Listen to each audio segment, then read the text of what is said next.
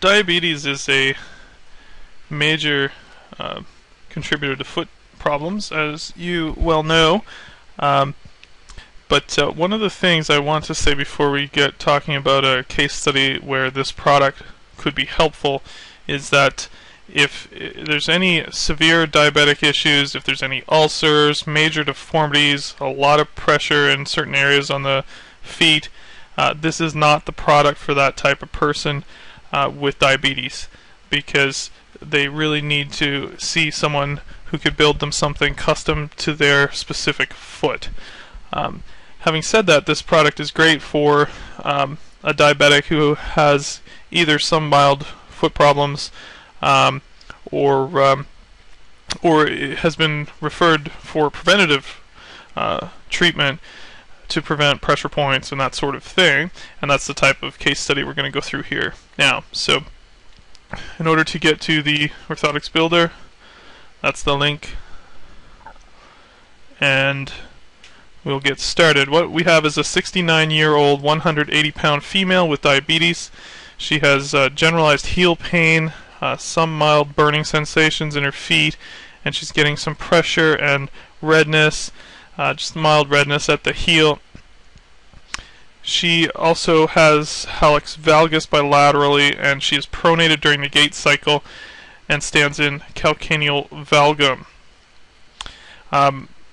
Before we get going building an orthotic, you really need to make sure that this type of patient, any diabetic, has excellent fitting footwear that are not compressing or pinching their feet in any areas. And that's even more important than whether or not you fit them with a foot orthotic. If there is an irritation with a diabetic neuropathy, they will often not feel the irritation, and it can get bad enough to become ulcerated, does not heal very well, and can lead to amputations. So you do want to be very careful about that. Alright, so for this patient to build the orthotic, again, we need an account number. In order to get an account opened up, you need to fill out an application. If you do not have an account number, this is where the link to the application is.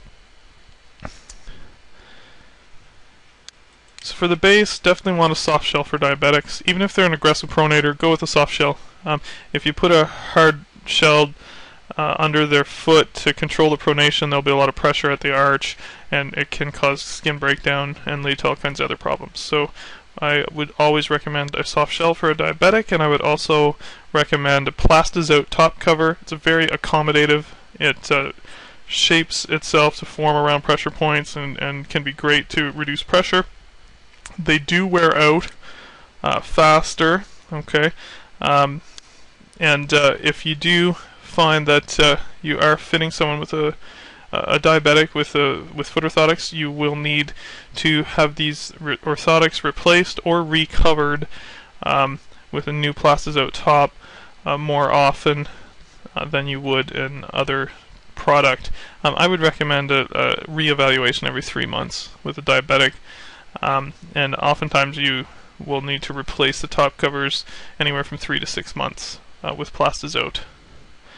Bottom cover, I would also put a cushioned bottom cover on this orthotic. If you get 1/8 on the top and 1/8 on the bottom, it's getting a little thick to fit into most shoes. You really need a deep orthopedic shoe. If you have 1/8 on the top and 1/16 on the bottom, puff is a good cushioned bottom. That's in the forefoot, so let's move down. Full 1/16 puff.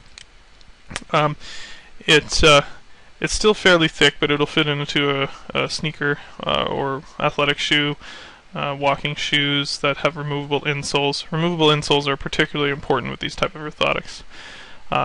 We don't want a metatarsal pad. It is possible to, if you are going to use a met pad, go with a bar pad because it's a little more diffuse pressure. It's a little wider. If you want to, I'll scroll down here and show you what I'm talking about. I tend to rarely use metatarsal pads. I mean, if they're with orthotic patients, but the met pad, or with diabetic patients, but I would if they had some major forefoot pain, and their feet looked reasonable as far as I think they could handle that pressure. There's more pressure here in a more specific area than there is in the wider MET bar pad, so I would go with a MET bar pad with a diabetic. Okay. She doesn't need any though. She doesn't have forefoot problems. Heel pads. Let's put in. She has tenderness at the heels and heel pain. Let's put in bilateral heel cushions. And the heel cushion covers the whole heel. It's not a specific area around like a spur pad. And I would also tend to go with a more general cushion in a diabetic patient, just in case it causes extra pressure around the edge if you put a spur pad there. Arch pads, none. I'd be very hesitant to put arch pads in a diabetic. Just sometimes there is a lot of pressure placed on the arch with them.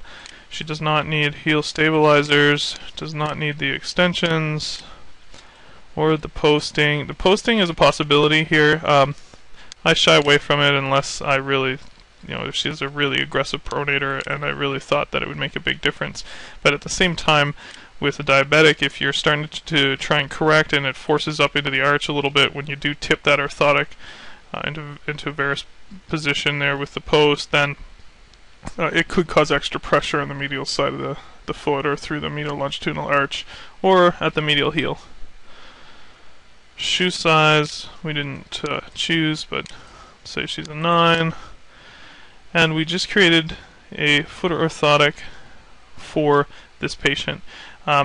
It would look something like this. This is what the diabetic orthotics look like. There would be a heel cushion built into that. But this is the general look, and this is the plastic cover, what the colors look like. It's a little thicker than the polypropylene, takes up a little more room in the shoe. So you do really need to educate about shoes, and these people need to be in good shoes. There's no compromising that for a diabetic patient. So to go ahead and get that orthotic, you just hit add to cart, and you can review how you built it, what it comes to as far as price goes, and then to follow up with that, go to your checkout and fill out the information required to order. Okay, and that's all there is to it. If you have any questions, don't hesitate to contact me. Phone number's up here.